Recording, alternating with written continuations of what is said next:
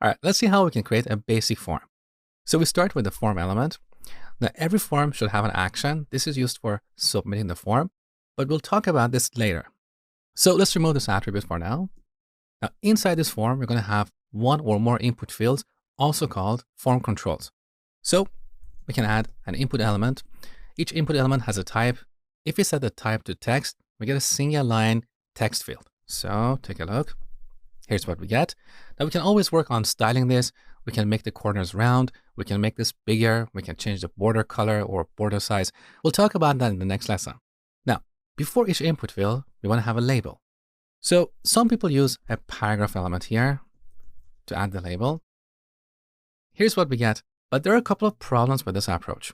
The first problem is this extra space below the label. The label is somehow disconnected from our input field. Now, I know we can use CSS to remove the space, but there is a better solution. If we replace the paragraph element with a label, let's see what happens. So in between the opening and closing tags, we type our label like name. Now, the space is gone, and these elements are laid out horizontally because label elements are inline. Now, every label element has a for attribute. With this attribute, we can associate this label with this input field.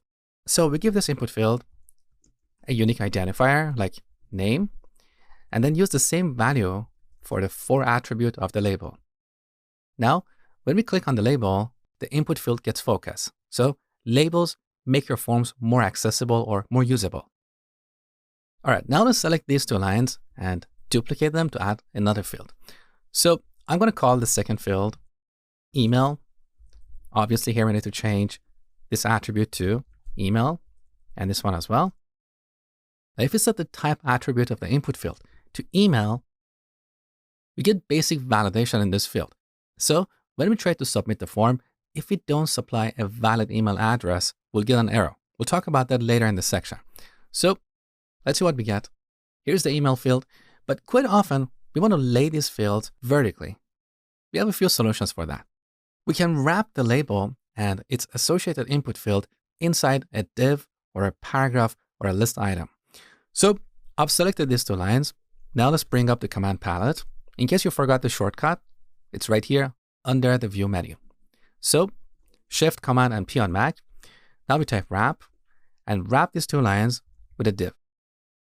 Now we're going to select the next two elements and once again, wrap them with a div. So here's the final structure. Now our form fields are laid out vertically. That's much better. The final is add a submit button here. So back to our form, after the second div, we're going to add a button. Now each button has a type. If we set this to submit, this will be used for submitting the form. We can also set this to reset. This will clear all the values in the form. So I'm going to add two buttons. The first one is going to be submit. And here in between the tags, we type the label for the button like register. Now let's duplicate this. For the second button, I'm going to change the label to clear and the type to reset. So here's the result.